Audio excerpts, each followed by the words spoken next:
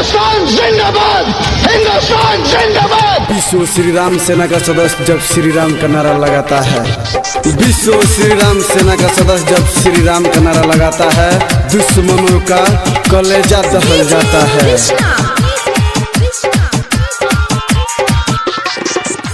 झंडा लहराई पाकिस्तान में जाके, झंडा लहराई पाकिस्तान में जाके, राम जी के चेला दबो। श्री राम की कसम पाकिस्तान हुई खत्म,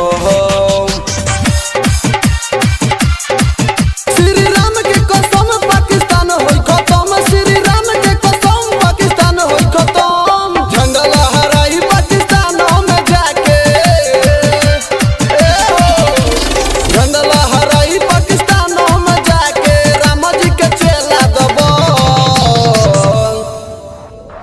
श्री राम की कसम पाकिस्तान हुई खत्म, श्री राम के कसम पाकिस्तान होई खत्म, श्री राम के कसम पाकिस्तान होई खत्म। हर पाकिस्तानी बोलता है कि जला देंगे, तेरी माँ का जलते हुए दिए को परवाने क्या बुझाएंगे, और जो मुर्दों को नहीं जला पाते वो जिंदों को क्या जलाएंगे। मेरा हिंदुस्तान जिंदाबाद था, है और रहेगा। डीजे कृष्णा हिंदुस्तान जिंदाबाद, हिंदुस्तान जिंदाबाद। मात भगवा पगोरिया बानी, निकले जब संग में, निकले जब संग में। श्री राम के सेना जो वो आजले सुन रंग में, चोली लाठी भला चाहे चोली तिरकमा, सब लोग गली है श्री राम के नाम। धर्म बरबाद करे वाला, धर्म बरबाद करे वाला के होई सरे कलम। श्री राम की कसम पाकिस्तान हुई खत्म,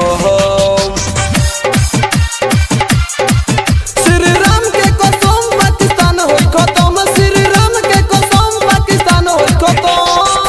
मिक्स बाय कालिक रिकॉर्डिंग स्टूडियो बढ़ियामोर गोपालगंज।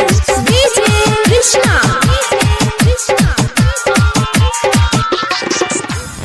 ज्वालामुखी से भी ज्यादा गरम होता खून हो, गरम होता खून हो। श्री राम के चेलोवन के जागल बावे जुनून हो, जब भी रोकी उहु अपना जान से जाई, तेजा तारकेश्वर चुन्नू को हंस मोलन भाई। कश्मीर न तोरा तो कदीर में बाटे, कश्मीर न तोरा तो कदीर में बाटे, कोहे राइटर गुलशन। श्री राम की कसम पाकिस्तान हुई खत्म।